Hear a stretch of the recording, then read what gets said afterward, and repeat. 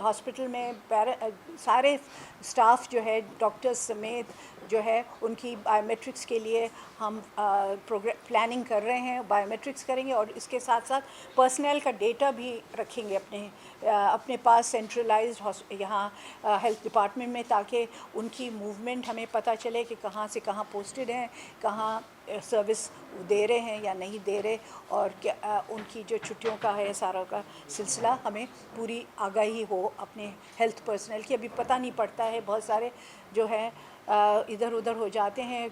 बहुत सारी केसेस मेरे पास आते हैं कि हमें यहाँ से वहाँ ट्रांसफ़र कर दें, तो हमें देखना है इसमें कि ज़रूरत भी है या नहीं है वहाँ डॉक्टर्स की जहाँ वो ट्रांसफ़र चाह रहे हैं। तो वो अगर डेटा हमारे पास होगा तो उसमें ये हमें पूरा पता चल जाएगा। इसके अलावा बहुत सारी चीज़ें हैं, जैसे सिमुलेशन लैब्स हैं हमारे टीचिंग हॉस्पिटल में, वो बनाने जा रहे हैं।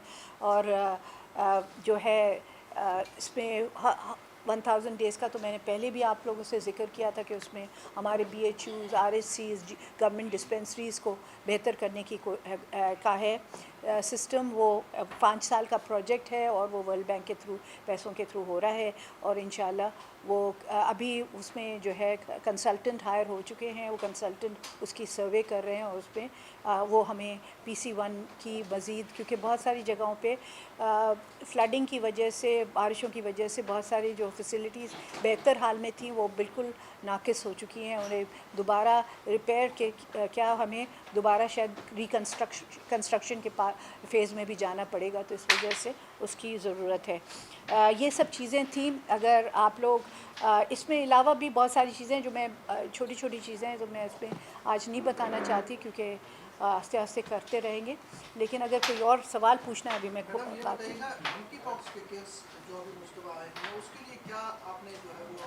देखें, हमारे पास मंकी पॉक्स अल्लाह के फ़ज़ल से सिंध में नहीं आया है। 3 केसेस KP में जो है आइडेंटिफाई हुए थे एयरपोर्ट पे, जो बाहर से लोग आए हुए थे, उनकी वो कर रहे हैं ट्रीटमेंट। हमारे पास 2 सस्पेक्टेड केसेस थे जिनकी हमने टेस्टिंग करी, वो नेगेटिव थे। तो मंकी पॉक्स अभी तक हमारे पास नहीं आया है।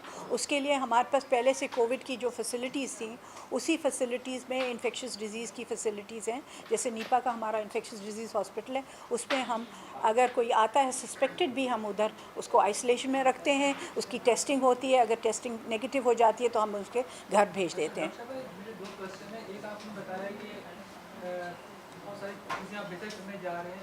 बड़ा मसला ये आ रहा है कि जो हमारी कराची के बारे में मुझे का नहीं पता, सिविल और जिना यहाँ पर स्टाफ की बहुत कमी है।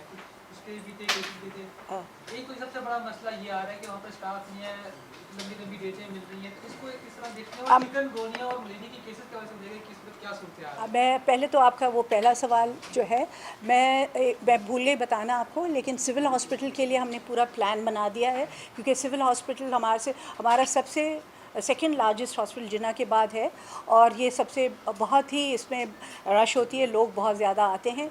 तो उसके लिए हम मास्टर प्लानिंग कर रहे हैं, और हमने हमारे जो इसमें कंसल्टेंट हैं शाहिद अब्दुल्ला, आपने सुना होगा उनका नाम, वो हमें हेल्प कर रहे हैं मास्टर प्लानिंग में भी, और हमारे जो हेरिटेज बिल्डिंग्स हैं उसमें भी वो हमारे साथ वो उसकी रेनोवेशन में भी है। इन्होंने, आपने देखा होगा कि गैस्ट्रोएंटरोलॉजी का हमारा जो state of the art ward बना था, वो भी शाहिद अब्दुल्ला की मदद से बना था। उन्होंने ही हमें बना के दिया था, क्योंकि इसमें बड़ी टेक्निकल चीज़ें जो होती हैं उसको जो है, और हम वो बिल्डिंग्स जो है हम उनको बरकरार रखना चाहते हैं उसी सूरत में जिस हाल में वो हैं, लेकिन उनको बेहतर करके।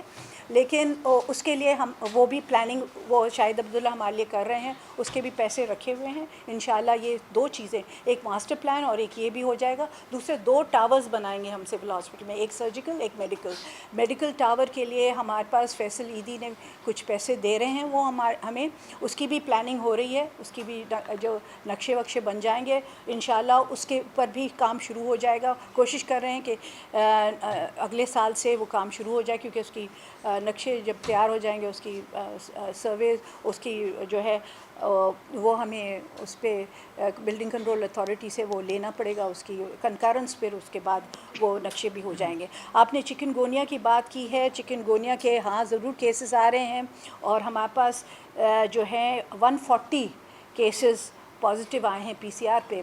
211 सस्पेक्टेड केसेस थे चिकनगुनिया और 189 ये इसी साल की बात कर रही हूँ। 189 जो हैं उसमें उन्होंने हमें स्क्रीनिंग की थी और उसमें 140 पॉजिटिव आए हैं। अच्छा मैम एक और चीज़ ये बताइएगा 140 हाँ चिकनगुनिया। अच्छा मैम एक और चीज़ ये बताइएगा कि महकमा मनसूबाबंदी की जानिब से जो 13 अस्पताल की तामीर है उसको गैर तसल्ली बख्श करार दिया गया था। कौन सी तामीर को गंबट के उसमें हैं, डायग्नोस्टिक सेंटर हैं और सत्तर के भी हैं, उस हवाले से नहीं आप ये क्या होता है एमईडी जो है हमारे मॉनिटरिंग इवैल्यूएशन डिपार्टमेंट जो होता है जो स्ट्रक्चर्स और फैसिलिटीज़ को देखता है वो कुछ उस तरह से भी देखता है कि वो अगर आपने एक्स नंबर ऑफ पैसे रखे हुए थे कि फाउंडेशन के लिए और उससे ज़रा ज़्यादा खर्च हो गए तो उस पर भी एमईडी एतराज़ करता है। अगर आपके पास आपने लिफ्ट के पैसे रखे हुए थे और लिफ्ट नहीं ख़रीदी तो भी एतराज़ आ जाता है। तो बहुत सारी चीज़ें होती हैं जो एमईडी एतराज़ करता है उसकी हम रिप्लाई करते रहते हैं और वो रिप्लाई जब जाते हैं उसमें कुछ माइनर होती हैं कुछ हाँ ऐसी भी होती हैं कि मेजर होती हैं इश्यूज़ होते हैं जो उसको हमको करेक्शन करने के लिए हमें करना पड़ता है। आपको पता है कि पहले भी हमारे पास जो हमारे रेट्स थे वो उस पर जैसे सरिये के बजरी के सीमेंट के रेट्स बढ़ते चले गए और हमारे जो रेट्स थे जो हमारे PC1 में कोट हो रहे थे जो है वर्क्स सर्विसेज डिपार्टमेंट की तरफ से वर्क्स डिपार्टमेंट की तरफ से हो रेट्स ये थे वो पुराने ही रेट पे चल रहे थे। अभी वो रिवाइज़ हो रहे हैं, इंशाल्लाह वो रिवीजन हो जाएगी तो उसके बाद उसका बेहतर हमें वो PC1 में बेहतरी आ जाएगी।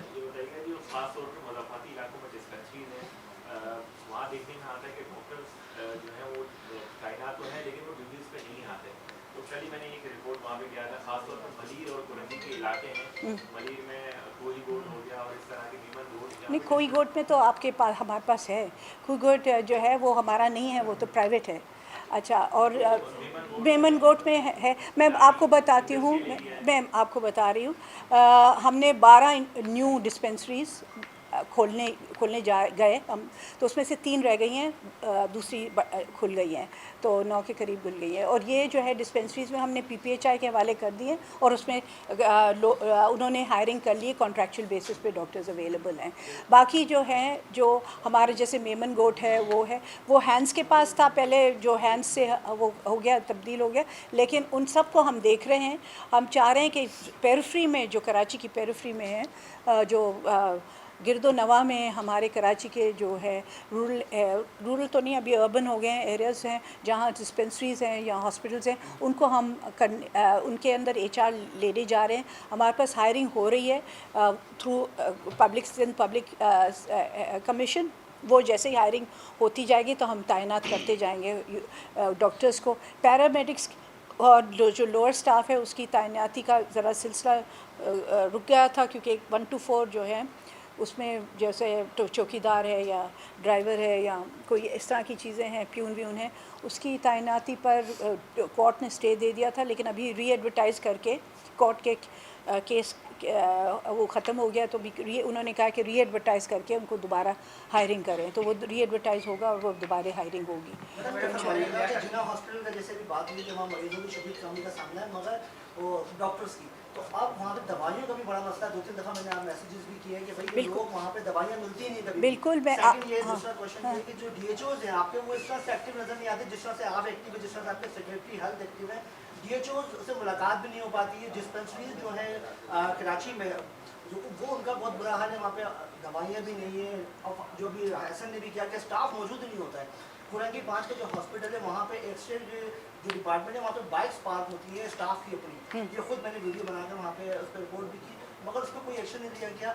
आखिरी सवाल ये कि लियारी जनरल हॉस्पिटल का मामला बड़ा गंभीर होता जा रहा है उस पर कुछ अच्छा मैं 2 चीज़ें एक तो मैंने जैसे बताया हम बायोमेट्रिक्स करने जा रहे हैं इसीलिए क्योंकि मुझे है कि स्टाफ की मौजूदगी इंश्योर करना बहुत ज़रूरी है और जब बायोमेट्रिक्स होगी उसके बाद हमें उनके ऊपर जो है इंस्पेक्शन टीम्स रखेंगे जो जाके वो बायोमेट्रिक्स को वेरीफाई भी करेंगे और हमारे पास डायरेक्टली बायोमेट्रिक्स के जो है डेटा भी आ जाएगा और हमारे सिस्टम में कंप्यूटर सिस्टम में तो उस तरीके से हम इंश्योर करेंगे कि जो डॉक्टर्स तैनात हैं जो दूसरा पैरामेडिक स्टाफ तैनात है वो वहाँ मौजूद है या नहीं है वो हम 1 आध महीने में इंशाल्लाह हो जाएगा। ये दूसरी चीज़ जो आपने कही कि जिन्ना हॉस्पिटल में दवाएं नहीं हैं, अभी एग्जीक्यूटिव डायरेक्टर रिटायर हो चुके हैं उसके, थोड़ा सा वो जो गैप आ जाता है ना कि एक की रिटायरमेंट और दूसरे की तैनाती में, तो थोड़ा सा मसले हो जाते हैं। उसके लिए हम समरी हमने आज ही मूव की है समरी कि हमें एग्जीक्यूटिव डायरेक्टर उसके जो सीनियर थे उनके नाम हमने भेज दिए हैं।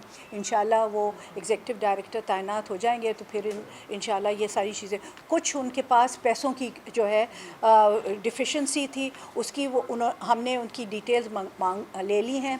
वो डिटेल्स हम जो है स्क्रूटनाइज़ कर रहे हैं क्योंकि उन्होंने बहुत ज़्यादा पैसे मांगे थे। हम चाह रहे हैं कि उसको स्क्रूटनाइज़ करके वाकई में अगर एक एक चीज़ की ज़रूरत है, जैसे रेडियोलॉजी के लिए या कैंसर मेडिसिन के लिए या दूसरी चीज़ों के लिए जो भी है, वो पूरा फ़ाइल अभी हम देख रहे हैं। हमारे एक्सपर्ट्स को बिठा के मैं उनकी जांच पड़ताल कर रही हूँ उस सारे जो डिमांड्स हैं उनकी, और उसके बाद वो पैसे हम अपने जो हमारे पास पैसे मौजूद होते हैं ब्लॉक एलोकेशन में, उसमें से हम उनको देंगे। तो इस वजह से जिना कि हम इंशाल्लाह ये महीने डेढ़ में उसकी वो हो जाएगी, एग्जीक्यूटिव डायरेक्टर भी आ जाएगा और फिर ये सिलसिला भी कर लेंगे। दूसरा, आपने एक सेकेंड लियारी जनरल हॉस्पिटल की बात की। लियारी जनरल हॉस्पिटल से ज़्यादा लियारी कॉलेज का मसला चल रहा है, शायद आप उसी की तरफ तवज्जो दिलाना चाह रहे। हॉस्पिटल नहीं है, उसका कॉलेज का जो मसला चल रहा था नर्सिंग कॉलेज का, उसमें मैं ज़रा सब चीज़ें बता दूं। नर्सिंग कॉलेज में जो मसले चल रहे थे वो थे कि फ़ेक डोमिसाइल पे एडमिशन्स किए गए थे और फेक डोमिसाइल की हम स्क्रूटनी करने लगे, और उसमें से जब हमने वो बच्चों को निकाल दिया क्योंकि वो सिंध के डोमिसाइल पे नहीं थे और जो उनका डोमिसाइल फ़ेक था, तो उस पर वो एतराज़ हुआ और जो आपने देखा पथराव वथराव जो हुआ उस वजह से, क्योंकि वो एक ग्रोह की शक्ल में आ गए बच्चे, और उन्होंने जब गेट्स बंद कर दिए कॉलेज वालों ने, तो फिर उन्होंने पथराव किया, दोनों तरफ से पथराव हुआ। ये इस वजह से ये सिलसिला हुआ। मैं इसमें इंक्वायरी कर रही हूँ कि किस तरीके से इनको एडमिशन दिया गया, क्योंकि ज़रूर हमारे भी कुछ अमला होगा जो इसमें शामिल था, जिस वजह से ये फ़ेक डोमिसाइल्स के होते हुए भी इनकी एडमिशन्स हो गई बच्चों की। अभी उनका तो इतना कसूर है कि वो फ़ेक डोमिसाइल ले गए, ये भी बड़ा जुर्म है कि आप फ़ेक डोमिसाइल ले आएँ, लेकिन हमारा कसूर ये है कि हमने क्यों उनको दाखिला दिया था। तो हम उस पर इंक्वायरी कर रहे हैं। जो भी इसमें इन्वॉल्व होगा, जिसने भी इसमें जो है पैसे लेके या किसी और तरीके से इनकी इंडक्शन की है इन बच्चों की, हम उन पे एक्शन लेंगे। अपने अमले पे मैं एक्शन ले सकती हूँ।